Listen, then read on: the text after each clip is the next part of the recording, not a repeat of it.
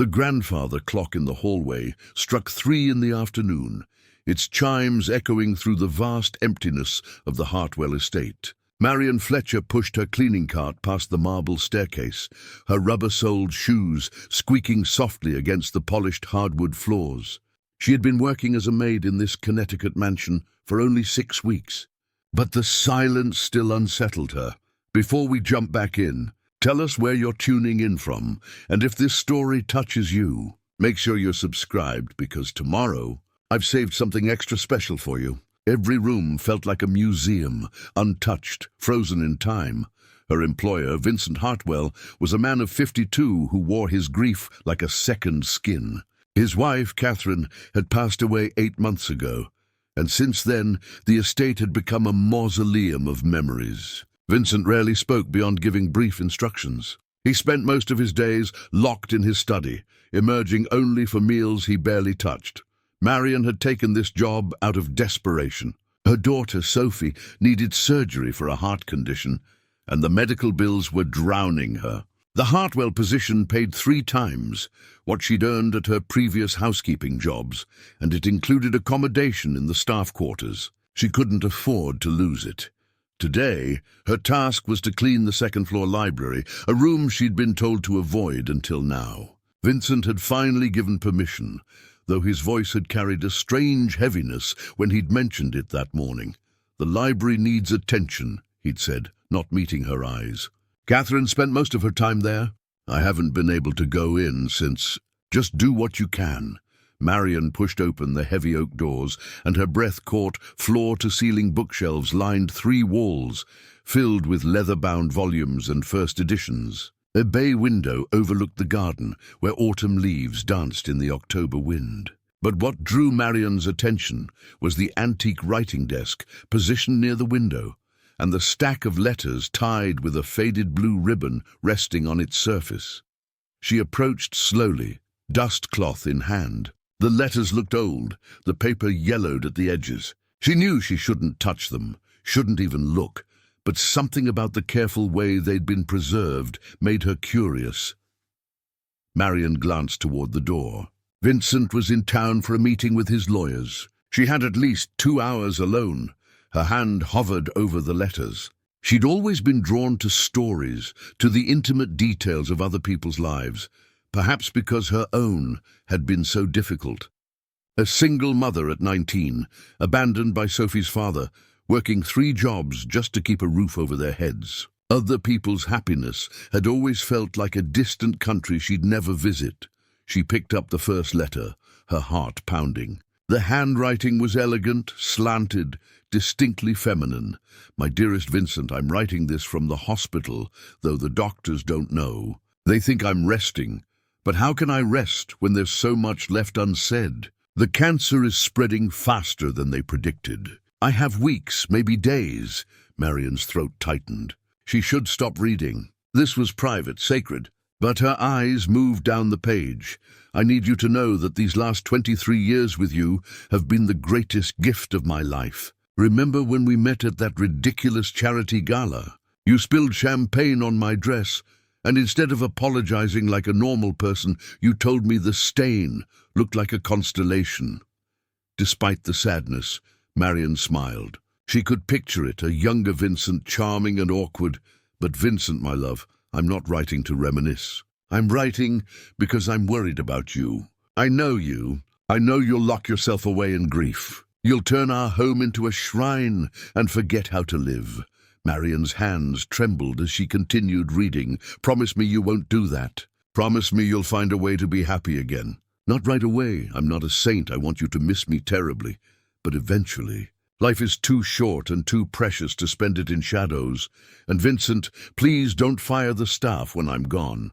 I know you'll want to be alone, but that house is too big for one person. Let people in. Let them help you. Mrs. Chen makes terrible coffee, but tells wonderful stories. And whoever you hire to replace her, because knowing you, you'll think new staff means less pain. Please be kind to them. Everyone is fighting battles we know nothing about." Marion's vision blurred with tears. She set down the first letter and reached for the second, then the third. Each one was dated from Catherine's final weeks, each one a mixture of love, humor, and gentle guidance for the husband she was leaving behind. In the 5th letter, Catherine wrote about regrets, about the daughter she'd miscarried at 28, about the traveling they'd planned but never done, about small moments she wished she'd appreciated more. "I regret not dancing with you more, Vincent. We had all those charity galas, all those opportunities, and I was always too concerned about looking dignified. Dignity is overrated. Dance more. Laugh louder. Say I love you to people who matter, even when it feels awkward." Marion was so absorbed in the 7th letter that she didn't hear the footsteps in the hallway. She didn't hear the door open. She didn't notice anything until a voice, tight with controlled emotion, spoke from behind her. "Those are private." Marion spun around, the letter falling from her hands and fluttering to the floor. Vincent Hartwell stood in the doorway, his tall frame backlit by the hallway chandelier. His face was unreadable, but his grey eyes held something Marion couldn't quite identify. Anger, pain, something else? "Mr. Hartwell, I'm so sorry," Marion stammered, her face burning with shame. "I was cleaning, and I saw them, and I shouldn't have. There's no excuse. I'll pack my things." She moved toward the door, already calculating how she'd explain this to Sophie, how she'd find another job quickly enough to keep up with the medical payments. But Vincent didn't step aside. Instead, he walked past her to the desk and picked up the fallen letter. He stared at it for a long moment, his jaw working silently. "Which one were you reading?" His voice was barely above a whisper. I read several. 7 of them." "I know it was wrong, Mr. Hartwell. I violated your privacy and your wife's memory. I'll leave right now." Vincent carefully placed the letter back with the others. When he finally looked at Marion, his eyes were glistening. "My meeting was cancelled," he said quietly. "I came back early and heard someone in here. I stood outside that door for 10 minutes, listening to you cry while you read my wife's words." Marion's humiliation deepened. She'd been crying? She hadn't even realized. "In 8 months," Vincent continued, his voice growing stronger, "not one person has mentioned Catherine to me. Not genuinely. They offer condolences, awkward pats on the shoulder, then change the subject as quickly as possible. Everyone's terrified of saying the wrong thing, so they say nothing at all." He gestured to the letters. "I've read these 100 times, maybe more. They're the only thing that makes me feel like she's still here. But do you know what I realized, listening to you cry over a stranger's words?" Marion shook her head, not trusting her voice. Catherine was right. She's always right, even now. Vincent's laugh was bitter and fond at the same time. "She said I'd lock myself away. She said I'd turn this house into a tomb. And she told me to be kind to whoever I hired, because everyone is fighting battles we know nothing about." He looked directly at Marion now, really seeing her for perhaps the first time since she'd started working there.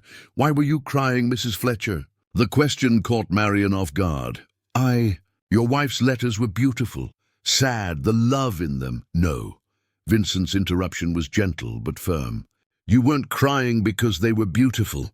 You were crying because they meant something to you personally. I heard it in your voice. What battle are you fighting, Mrs. Fletcher?" Marion's carefully constructed walls began to crumble. She thought of Sophie in the hospital last week, her small hand in Marion's, asking if everything would be okay. She thought of the bills stacked on her dresser in the staff quarters, the collection notices, the fear that kept her awake every night. "My daughter," she heard herself say. "She's 8. She has a congenital heart defect. She needs surgery, and even with insurance, the costs are—" Marion's voice broke. "I took this job because you pay well. Because I'm desperate, and now I've thrown it away by invading your privacy. I'm sorry, Mr. Hartwell. I'm so sorry." The silence that followed felt like an eternity. Vincent walked to the window, his hands clasped behind his back. When he spoke again, his words would change everything. "Sit down. Mrs. Fletcher, we need to talk." Marion remained frozen near the doorway, unsure whether to sit as instructed or flee while she still had the chance. Her mind raced through worst-case scenarios. Would Vincent press charges? Could reading someone's private letters be considered theft somehow? She knew wealthy people had lawyers who could make anything stick. Mrs. Fletcher Vincent said without turning from the window. "I asked you to sit, please." Preparing and narrating this story took us a lot of time, so if you are enjoying it, subscribe to our channel. It means a lot to us. Now back to the story. His tone wasn't angry. If anything, it sounded tired, resigned. Marion moved hesitantly to one of the leather armchairs positioned near the fireplace. The cushion exhaled a soft breath as she perched on its edge, ready to bolt if needed. Vincent finally turned to face her. Up close, she could see the toll grief had taken. Dark circles shadowed his eyes. His expensive suit hung slightly loose on his frame, as if he'd lost weight and hadn't bothered replacing his wardrobe. Silver streaked through his dark hair at the temples, distinguished on some men, but on Vincent it looked like physical evidence of suffering. "How old is your daughter?" he asked.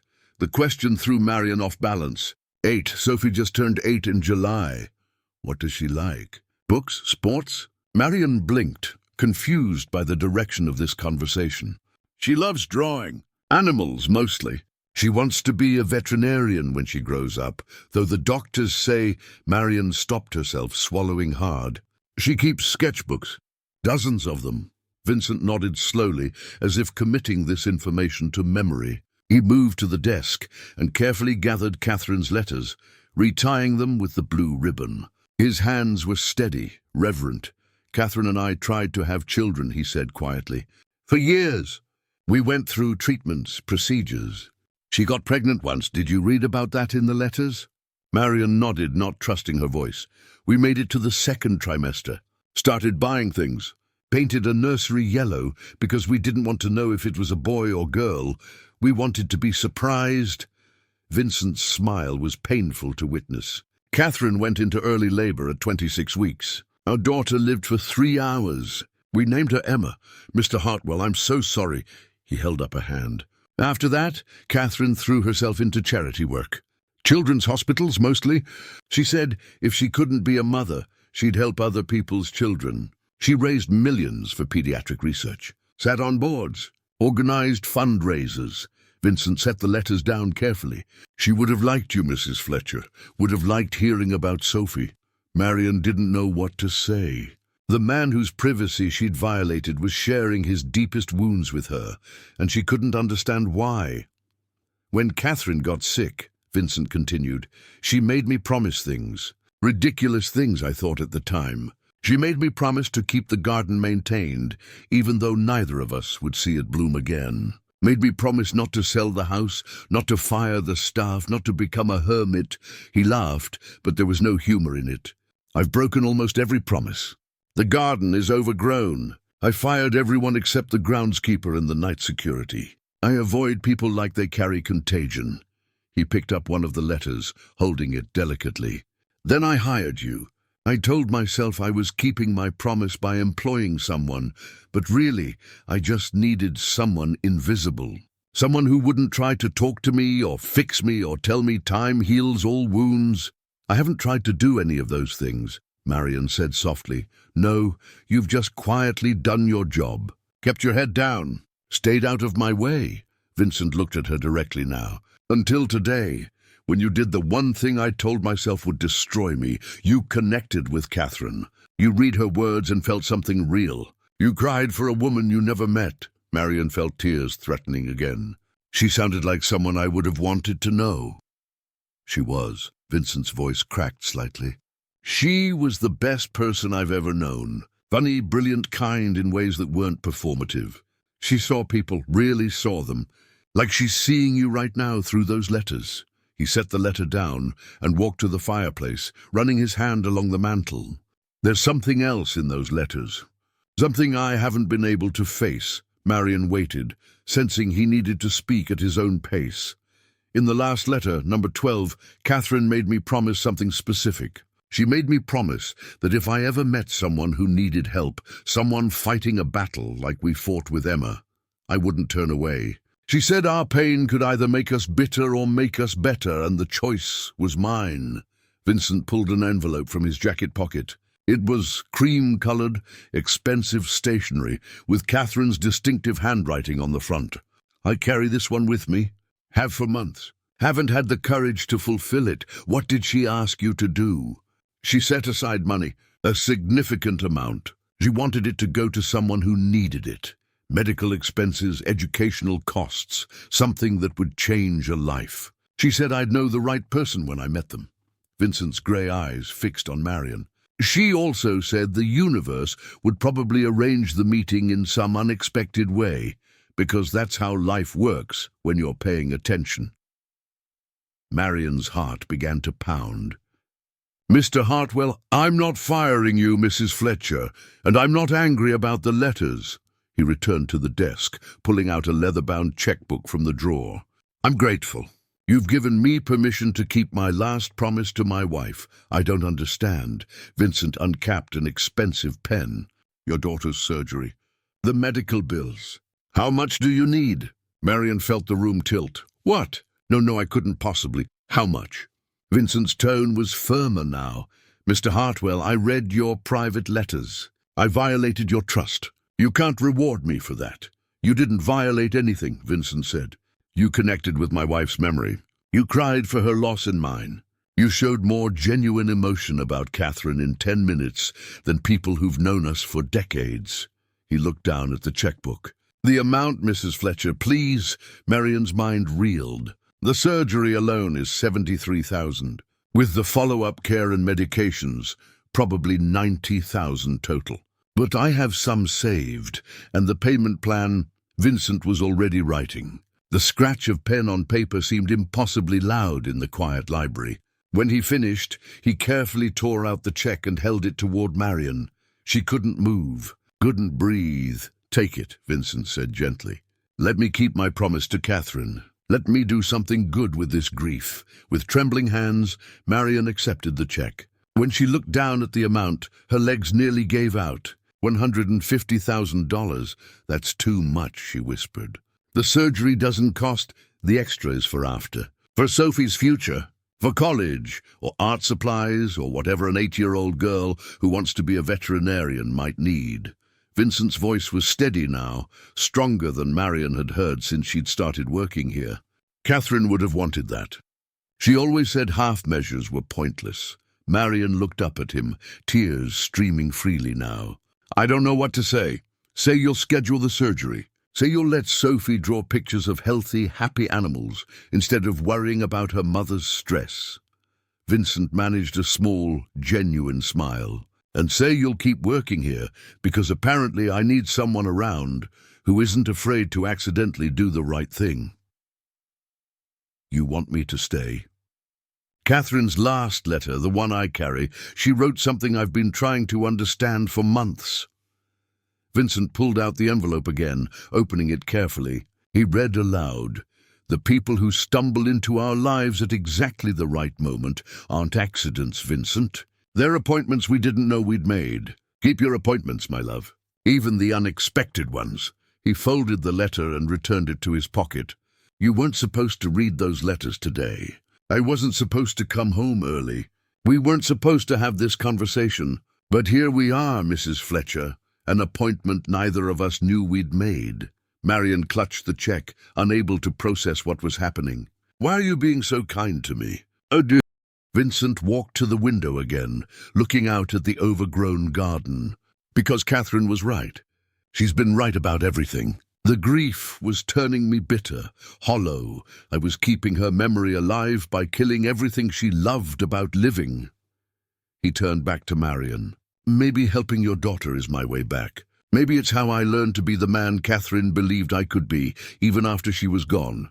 The grandfather clock in the hallway chimed 4 times. An hour had passed since Marion had first opened those letters. An hour that had somehow changed everything. There's one condition, Vincent said. Marion's heart sank. Here it comes, she thought. The catch. I'd like to meet Sophie. When she's recovered from surgery, when she's feeling up to it. Catherine always said children reminded her why the world was worth fighting for. I'd like to remember that too. Fresh tears blurred Marion's vision. She'd love that. She's been asking about the man who lives in the big house, wondering if you're lonely. Smart kid. Vincent's smile was sad but real. Tell her I am lonely. But maybe I'm ready to do something about it now. Marion stood on shaky legs, the check still clutched in her hand. Thank you, Mr. Hartwell. Thank you doesn't even begin to cover it, but thank Catherine, he interrupted gently. She's the one who set this in motion. I'm just finally keeping my promises. As Marion moved toward the door, Vincent called after her. Mrs. Fletcher, tomorrow let's tackle that garden together. I think it's time we both started letting things grow again. Marion nodded, unable to speak past the lump in her throat. She left the library, closing the door softly behind her. In her hand, she held not just a check, but a second chance. For Sophie. For herself. And perhaps for a grieving widower learning to honor his wife's memory by living again. Marion sat on the narrow bed in her staff quarters, staring at the check in her hands. The overhead light cast a warm glow on the numbers that represented Sophie's future, her health, her life. She'd been sitting there for 20 minutes, afraid that if she blinked, the check might disappear like a dream. Her phone buzzed. A text from her sister, Diane, who was watching Sophie at the hospital, vital stable. She drew you a picture of a rabbit. Says it's her favorite one yet. How's work? Marion's fingers hovered over the keyboard. How could she possibly explain what had just happened? That she'd been caught violating her employer's privacy, and instead of being fired, she'd been given more money than she'd earn in 3 years. Work is complicated, I'll explain tonight. Kiss Sophie for me. She stood and walked to the small mirror above the dresser. Her reflection showed a woman of 32 who looked 40. Exhaustion etched into every line of her face. Dark roots showed beneath the cheap blonde dye she'd used last month. Her uniform was clean but worn at the seams. This was who she'd been for so long, someone barely surviving, always one disaster away from complete collapse. But the check in her hand represented something else. A life where Sophie could have her surgery without Marion taking out predatory loans. Where they could afford the follow-up care without choosing between medications and rent. Where Marion could breathe without the constant pressure of drowning. A knock at her door startled her from her thoughts. Mrs. Fletcher, it's Vincent. May I come in? Marion quickly tucked the check into her pocket and opened the door. Vincent stood in the hallway, looking somehow smaller outside the grand spaces of the main house. He held a folder in his hands. I should have given you these along with the check, he said, offering the folder. Information about the cardiac surgeon Catherine worked with when she was on the Children's Hospital Board, Dr. Patricia Moreno. She's one of the best pediatric cardiac specialists in the country. Marion took the folder, opening it to find a comprehensive dossier. Dr. Moreno's credentials, patient success rates, contact information, even a personal letter of recommendation from Catherine, dated 3 years ago. Catherine wrote this for a family she met through her charity work, Vincent explained. Their son needed a similar procedure to what Sophie needs. Dr. Moreno saved his life. I called her this afternoon while you were processing everything. She's willing to review Sophie's case immediately. You called her. Already? Marion felt dizzy again. Dr. Moreno has a 6-month waiting list, but she keeps a few slots open for emergency cases and special circumstances. When I mentioned Catherine's name and explained Sophie's situation, she cleared space next week for a consultation. Marion leaned against the doorframe. Next week? Sophie's current surgeon said we'd have to wait until January, at the earliest, maybe February. February is too long. I read about congenital heart defects after you told me about Sophie. Delays can lead to complications. Dr. Moreno knows this. She'll see Sophie next Tuesday at 2 o'clock if that works for you. If it works? Marion laughed, slightly hysterical. Mr. Hartwell, you've given me a fortune and arranged for the best surgeon in the country to see my daughter. I think I can make Tuesday work. Vincent's expression softened. May I ask you something personal? Marion nodded, still clutching the folder. Why didn't you ask for help sooner? Surely someone in your life, family, friends, could have contributed something. The question hit harder than Marion expected. She looked down at the folder, at Catherine's elegant handwriting on the recommendation letter. Pride, I guess, and shame. Sophie's father left when I told him I was pregnant. Said he wasn't ready to be tied down. My parents disowned me for getting pregnant out of wedlock. They're very religious, very unforgiving. My sister Diane helps when she can, but she's a teacher with 3 kids of her own.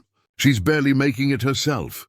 Marion met Vincent's eyes. When you're poor, Mr. Hartwell, asking for help feels like admitting you've failed. Every time I've reached out to charities, to foundations, I've had to prove I'm deserving. Fill out forms explaining why I'm broke, why I'm a single mother, why I can't just work harder or make better choices. It's humiliating. So I stopped asking. I just kept working and hoping I could handle it myself. Vincent was quiet for a moment. Catherine used to say that American culture teaches us to worship self-reliance until it kills us. She hated how people suffered in silence rather than admit they needed community. Your wife sounds like she understood things most wealthy people never see. She did. Growing up, Catherine wasn't wealthy. Her father was a janitor at Yale. Her mother cleaned houses, not unlike what you do now.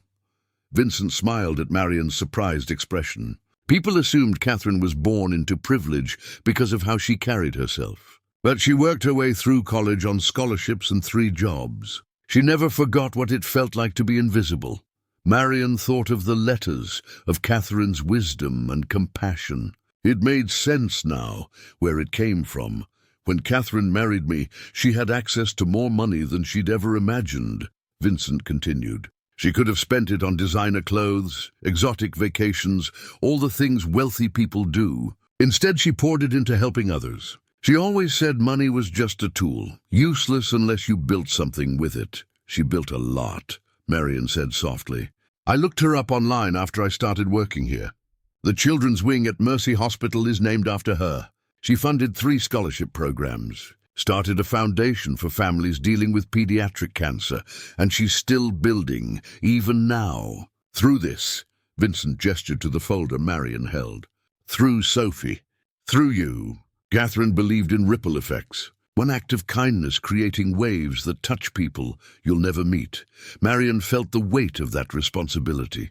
I don't know how to thank you properly. Or how to thank Catherine, I suppose. Don't thank us. Pass it forward when you can. That's what Catherine would say. Vincent stepped back, preparing to leave. Take tomorrow off. Spend it with Sophie. Start making arrangements with Dr. Moreno's office. Your salary continues as normal. This is personal time, not unpaid leave. Mr. Hartwell, you don't have to. Vincent, please just call me Vincent. And yes, I do have to. It's what Catherine would do. He turned to leave, then paused. Actually, there's something else. The library. Marion's stomach dropped.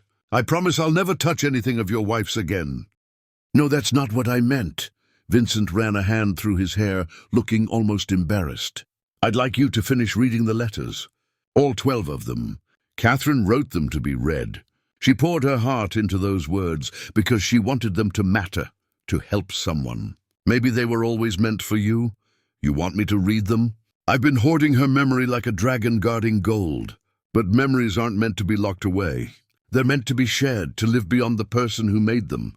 Vincent's voice grew stronger. Tomorrow, after you visit Sophie, if you want to read the rest of Catherine's letters, you have my permission. My encouragement, actually. Maybe you'll understand her better than I do right now. Marion didn't know what to say. This man, this widower she'd thought was cold and distant, was revealing himself to be something entirely different. Someone still learning how to live with loss. Someone trying to honor his wife by becoming who she'd believed he could be. I'd like that, Marion finally said. I'd like to know more about Catherine. Vincent smiled, a real smile this time, reaching his eyes. She'd like that too. She always loved having her story heard. He started down the hallway, then called back, "Oh, and Mrs. Fletcher. Marion, when you come back Wednesday, wear comfortable clothes. We're tackling that garden, remember? Catherine left very specific plans for what she wanted planted. I think it's time we finally followed them." Marion watched him disappear around the corner, his footsteps echoing through the vast house. She closed her door and pulled out the check again, along with Dr. Moreno's information. Her phone buzzed with another text from Diane. "Sophie's asking when you'll be here. Says she has something important to tell you." Marion typed quickly. "Tell her I'll be there in an hour. And tell her Mommy has good news. Really, really good news." She grabbed her jacket and bag, tucking the check safely into her wallet. As she locked her door and headed toward the parking area, she passed the library. Through the cracked door, she could see the desk where Catherine's letters waited. 12 pieces of a love story. 12 lessons from a woman who understood that true wealth wasn't measured in bank accounts. Tomorrow, Marion would read them. She'd learn more about the woman whose generosity was saving Sophie's life. But tonight, she needed to hold her daughter and tell her that everything was going to be okay. That miracles could happen on ordinary Tuesdays. That sometimes the universe arranged appointments you didn't know you'd made. As Marion drove toward the hospital, she thought about Vincent's words. Pass it forward. Create ripples. Let one act of kindness touch people you'll never meet. Sophie would live. She'd grow up. She'd become a veterinarian or an artist or whatever she dreamed of being. And someday, when Sophie was old enough to understand, Marion would tell her about Catherine Hartwell. About a woman who'd never met her but loved her anyway. About how compassion could echo across death itself. The city lights blurred past Marion's car windows. Somewhere behind her, in a mansion too large for one grieving man, Vincent was probably back in his study, surrounded by photographs of the wife he'd lost. But tomorrow, they'd work in the garden together. They'd plant new things and watch them grow. Catherine had been right. Life was too short to spend in the shadows. Marion was just beginning to understand what stepping into the light might look like. Sophie was asleep when Marion arrived at the hospital, her small chest rising and falling in steady rhythm beneath the thin blanket. Monitors beeped softly in the background, a sound Marion had grown to hate over the past year. Her daughter looked impossibly tiny in the hospital bed, dark hair spread across the pillow. One hand clutching a stuffed elephant Marion had bought at a thrift store 3 Christmases ago. Diane sat in the chair beside the bed, her own exhaustion evident. She looked up when Marion entered, immediately reading something different in her sister's expression. "What happened?" Diane whispered, careful not to wake Sophie.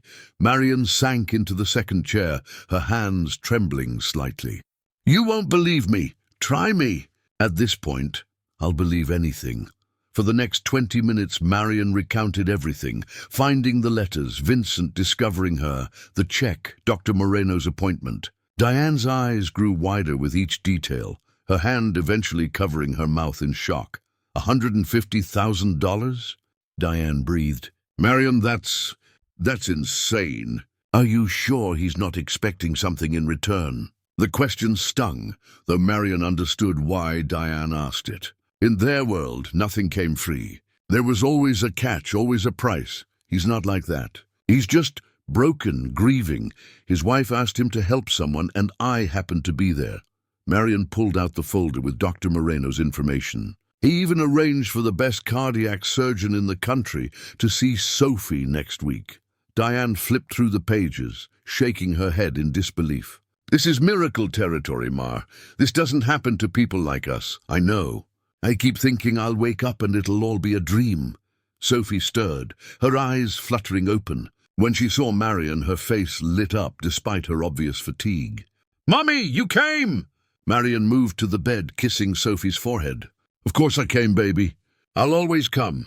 How are you feeling?" "Tired, but I made you something." Sophie reached for her sketchbook on the bedside table, wincing slightly at the movement. "Aunt Diane said you were having a hard day, so I drew you this." She held up the drawing, a rabbit surrounded by flowers, rendered with surprising skill for an 8-year-old. The rabbit had kind eyes and a gentle expression, sitting peacefully in a garden that looked almost magical. "It's beautiful, Sophie. Is this the one Aunt Diane texted me about?" "Uh-huh. I call her Hope, because she lives in a pretty garden where nothing bad happens and she's never scared." Sophie traced the rabbit's outline with her finger. "Do you think gardens like that are real?" Marion thought of the overgrown garden at the Hartwell estate, of Vincent's promise to restore it according to Catherine's plans. "I think they can be, with the right people taking care of them. I want to see a real garden someday, not just in pictures." Sophie's voice carried a wistfulness that broke Marion's heart. Her daughter had spent so much time in hospitals that nature itself seemed like a fantasy. Marion took Sophie's hand gently. "Baby, I have something to tell you. Something really good." Sophie's eyes brightened. "What? Remember how we've been waiting for your surgery? How the doctors said it might be a long time before they could fix your heart?" Sophie nodded, suddenly serious. At 8 years old, she understood more about her condition than any child should have to. "Well, Mommy met someone very special. A kind man who wants to help us. He's arranged for you to see a new doctor, one of the very best doctors in the whole world, and she's going to see you next Tuesday." "Next Tuesday?" Sophie's voice rose with excitement. "That's only 6 days away." 5 days, Diane corrected, smiling through tears. "It's already Wednesday, sweetheart." Sophie looked between the two adults, trying to process this sudden shift in her reality. "Does this mean... will the new doctor be able to fix my heart soon?" "We'll know more after we meet her," Marion said carefully. "But yes, baby, much, much sooner than we thought. And the man who's helping us, his name is Mr. Hartwell. He wants to meet you someday when you're feeling better." "Why does he want to help us?" Sophie asked with a child's directness. "We don't even know him." Marion considered how to explain Vincent and Catherine's story in terms an 8-year-old could understand. "Mr. Hartwell's wife passed away. Before she died, she asked him to help people who needed it. She was very kind, and she loved children. I think she would have really liked you." Sophie absorbed this information solemnly. "Was she sick like me?" "She was sick, yes. In a different way. But she understood what it's like to hurt and to be scared. That's why she wanted to help other people feel better."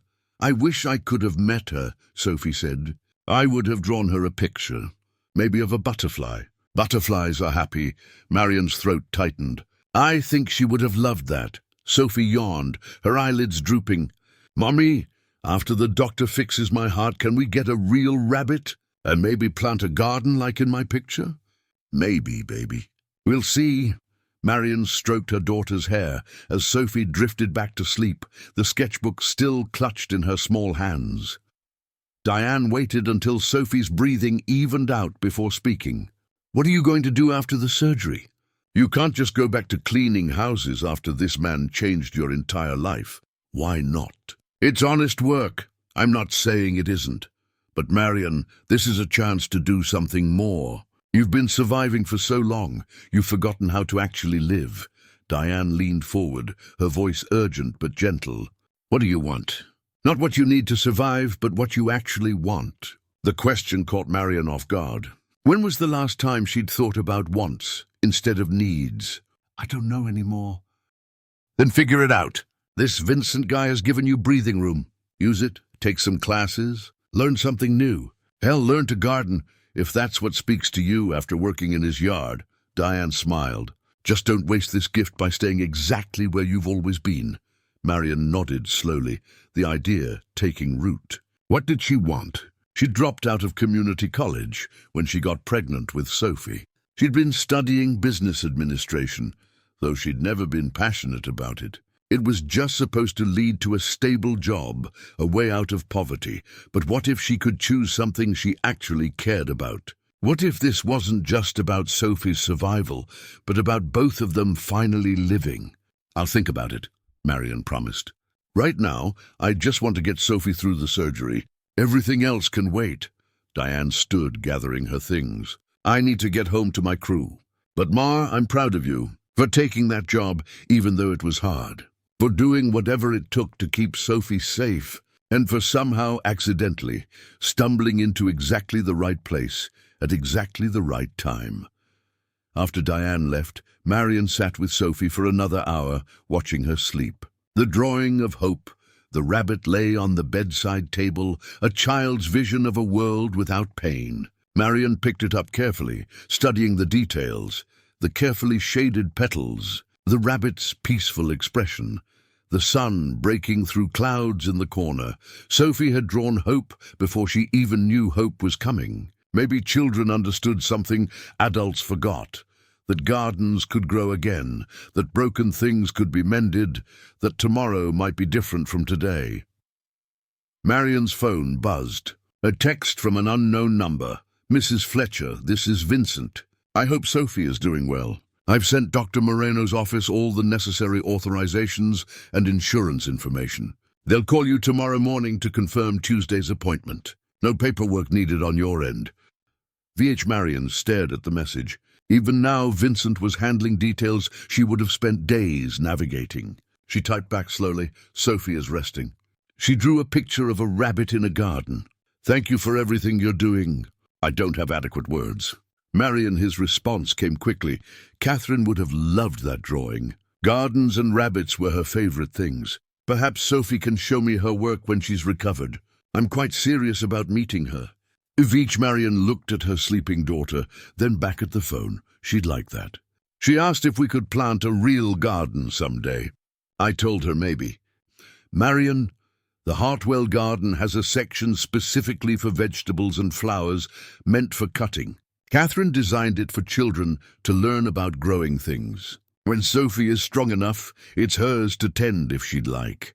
VH Marion's eyes filled with tears for what felt like the 100th time that day.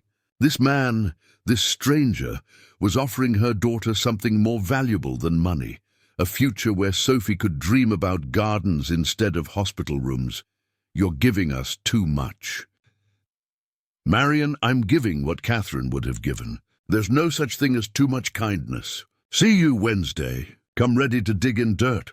VH Marion smiled through her tears, pocketing her phone. She kissed Sophie's forehead one more time and whispered, "We're going to plant that garden, baby. I promise. You're going to get better, and we're going to fill our lives with growing things." On the bedside table, Hope the rabbit seemed to smile from her imaginary garden, surrounded by flowers that never died and sunshine that never faded. It was a child's dream of safety and peace. But maybe, Marion thought as she finally stood to leave, maybe dreams like that could become real. Maybe with the right doctor, the right surgery, the right people caring enough to help. Maybe Sophie's garden was waiting just around the corner, the hospital hallway stretched before her, fluorescent lights humming overhead. Marion walked toward the elevator, her steps lighter than they'd been in years. Behind her, monitors beeped steadily, keeping watch over her daughter's precious heartbeat, and somewhere across town, in a mansion filled with memories and letters and promises, Vincent Hartwell was probably planning which flowers to plant first, honoring his wife by learning to live again. 3 months later, spring arrived at the Hartwell estate with an explosion of color that seemed impossible after such a long, grey winter. Marion knelt in the garden dirt, her hands deep in soil that smelled of earth and possibility. Beside her, Sophie carefully pressed marigold seeds into the ground, her movements slow but steady. The scar down the center of her chest had healed to a thin pink line, a permanent reminder of Dr. Moreno's skilled hands and a heart that now beat strong and true. "How deep should they go, Mom?" Sophie asked, her voice clear and bright. No more breathlessness, no more exhaustion from simple tasks, about half an inch. Catherine's notes say marigolds are forgiving. They'll grow almost anywhere if you give them a chance. Marion consulted the leather journal Vincent had given her, filled with Catherine's meticulous garden plans and hand-drawn diagrams. Vincent emerged from the house carrying a tray with lemonade and sandwiches. He'd put on weight since October, his face no longer gaunt with grief. He still carried sadness that would never fully disappear, but it no longer consumed him. "Lunch break, gardeners," he called, setting the tray on the wrought-iron table they'd restored last month. "You've been out here for 3 hours. Even Catherine took breaks." Sophie jumped up with an energy that still made Marion's heart soar. Just 3 months ago, her daughter couldn't walk across a room without needing to rest. Now she was running, laughing, living the childhood she'd been denied for so long. "Mr. Vincent, look, I planted the whole row." Sophie gestured proudly at her work. "And I didn't mess up once." "I can see that. Your mother's taught you well." Vincent handed her a glass of lemonade. "Though I think she learned from the best.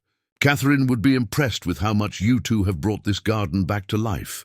Marion joined them at the table, gratefully accepting her own drink. The garden had been their project for the past 2 months, hers, Sophie's, and Vincent's. What started as simple restoration had become something deeper, a shared purpose. a way to honor Catherine's memory while creating something new. The vegetable beds were thriving. The rose bushes Catherine had planted years ago were finally pruned and healthy. The children's section, Catherine's special area with its low beds and bright flowers, was becoming exactly what she'd envisioned, a place where young hands could learn the patience and reward of growing things. "I got an email from the community center this morning," Marion said, pulling out her phone. "They want to know if we'd be willing to teach a gardening workshop for their after-school program." Something about urban farming and teaching kids where food comes from. Vincent's eyebrows rose. "Both of us?" "All three of us, actually. Sophie's drawings are part of the proposal. They want to combine art and gardening. Show kids how to observe plants and sketch them while learning to grow them." Marion hesitated. "I know it's a lot to ask. You've already done so much." "I think it's perfect," Vincent interrupted. "Catherine always wanted this garden to be more than just ours. She believed knowledge hoarded was knowledge wasted. This is exactly what she would do." Sophie bounced in her chair. "Can I really teach other kids about drawing and plants?" "If you want to," Marion said. "It would be one Saturday a month. We'd have groups of 10 to 15 children at a time. I want to." "Oh, Mom, can we teach them about the rabbit garden too?" Sophie had claimed a small corner of the children's section as her own, planting it specifically to attract rabbits and butterflies. She'd named it Hope's Garden after her drawing, and amazingly, a family of wild rabbits had started visiting at dusk. "We can teach them whatever you think is important, sweetheart." Marion looked at Vincent. "Are you sure about this? Having groups of children here every month?" Vincent was quiet for a moment, his gaze drifting to the garden's far corner, where a marble bench sat beneath a flowering dogwood. Catherine's bench, where she'd spent countless afternoons reading. Her ashes were scattered around that tree, becoming part of the garden she'd loved. "Catherine and I never got to teach Emma about gardens," he said softly. "We never got to show her how to plant seeds or watch things grow. This won't replace that, nothing could. But maybe it's another way of keeping promises. Maybe teaching other people's children is how I honor the child we lost." Marion reached across the table, squeezing his hand briefly.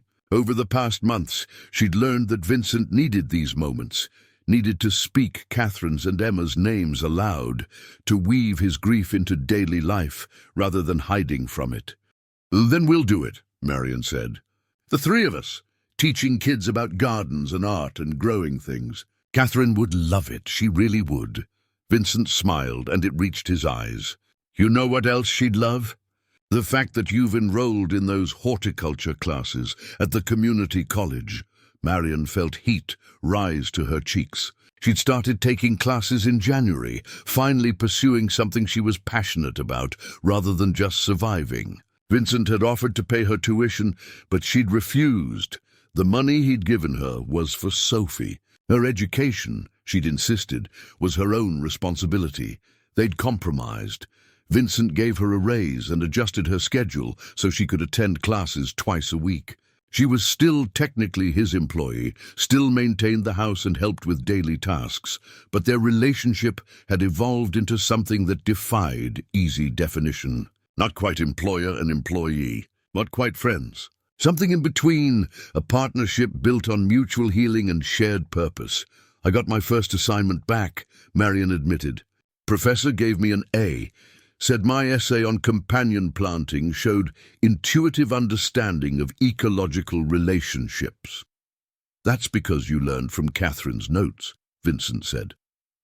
"She spent years studying which plants support each other. This garden is basically a living textbook." Sophie finished her sandwich and returned to her planting, humming softly. Marion watched her daughter work, still marveling at the transformation. The surgery had been terrifying, 8 hours of waiting while Dr. Moreno and her team literally held Sophie's heart in their hands, but successful beyond their hopes. Sophie's prognosis was excellent. She'd need monitoring, regular checkups, but Dr. Moreno expected her to live a completely normal life. "I've been thinking about something," Vincent said, his tone shifting to something more serious. "The foundation Catherine started, The one that funded all those pediatric programs. It's been relatively dormant since she passed. The board has kept it running, but without her driving vision, it's lost direction. What are you thinking? Marion asked. I'm thinking it needs new leadership. Someone who understands what it means to need help. Someone who's experienced both sides, being the person who needs support and being the person who receives it. Vincent looked at Marion directly. I want to expand the Foundation's mission. Create a program specifically for single parents dealing with children's medical crises. Help them before they reach the breaking point you were at. Marion's heart began to pound. That's a beautiful idea. I want you to help me build it. Not as my employee, as my partner in this project. You'd work directly with the Foundation, help design the programs, maybe even run them once you finish your degree. Vincent leaned forward. You know what these families need because you've lived it. Your perspective is invaluable. Vincent, I'm not qualified to run a foundation. I'm a housekeeper taking community college classes. You're a mother who kept her child alive through impossible circumstances. You're someone who understands dignity and compassion and the real cost of poverty. Those qualifications matter more than any business degree. Vincent pulled out a folder. Marion had learned he always had a folder ready when he was serious about something. I've already spoken with the board. They're enthusiastic. We'd start small, maybe help 5 families the first year. But Marion, we could grow this into something that changes lives the way Catherine changed yours. Marion opened the folder, scanning the preliminary proposal. It was comprehensive, thoughtful, and exactly what she would have needed a year ago. Emergency funding for medical procedures, help navigating insurance bureaucracy, mental health support for parents and children, even assistance with practical matters like transportation to hospitals and meal services during recovery. The Marion Fletcher program, she read aloud, her voice catching. You want to name it after me? Catherine left detailed instructions about the Foundation's future. One of her last wishes was that if the Foundation ever expanded, it should be named after someone who embodied resilience and grace under pressure. Vincent's eyes were bright. I think she'd agree you qualify. Sophie ran back to the table, dirt smudged across her cheek. Mom, the first marigolds are sprouting. Come see. Marion let Sophie pull her toward the garden beds, where indeed tiny green shoots were pushing through the soil. New life emerging from darkness, reaching toward sunlight. It was the most basic miracle of nature, yet it never failed to feel like magic. They're beautiful, baby, Marion whispered. They're going to grow so big, Sophie said confidently. And then we'll have seeds to share with the kids who come for workshops. Miss Catherine's notes say marigolds make enough seeds for everyone. Marion looked back at Vincent, who was watching them with an expression of bittersweet joy. He'd lost his wife and daughter, carried that grief like stones in his pockets, but he was learning to plant gardens anyway. Learning that honoring the dead meant living fully, loving openly, creating spaces where new things could grow. Yes, Marion called to him. I'll help you build it. The program, the foundation, all of it. Let's help families like mine. Let's make sure Catherine's kindness keeps rippling outward. Vincent nodded, wiping his eyes quickly. She'd be so happy. You've given me purpose again, Marion. You and Sophie both. You've reminded me why any of this matters. As the afternoon sun slanted through the garden, Marion helped Sophie water the newly planted seeds. Somewhere in the trees birds sang. The wild rabbits would emerge at dusk. The garden would keep growing, season after season, fed by the love of a woman who'd understood that the most precious things we plant are the seeds of compassion. Marion thought of that October day when she'd been caught reading Catherine's letters, certain her life was over. How could she have known that moment of vulnerability would crack open everything, letting light flood into spaces that had been dark for so long? Catherine had been right in her letters. The people who stumble into our lives at exactly the right moment aren't accidents. They're appointments we didn't know we'd made. And sometimes, Marion thought as she watched Sophie dance between the garden rows, those appointments change everything. Up next, you've got 2 more standout stories right on your screen. If this one hits the mark, you won't want to pass these up. Just click and check them out.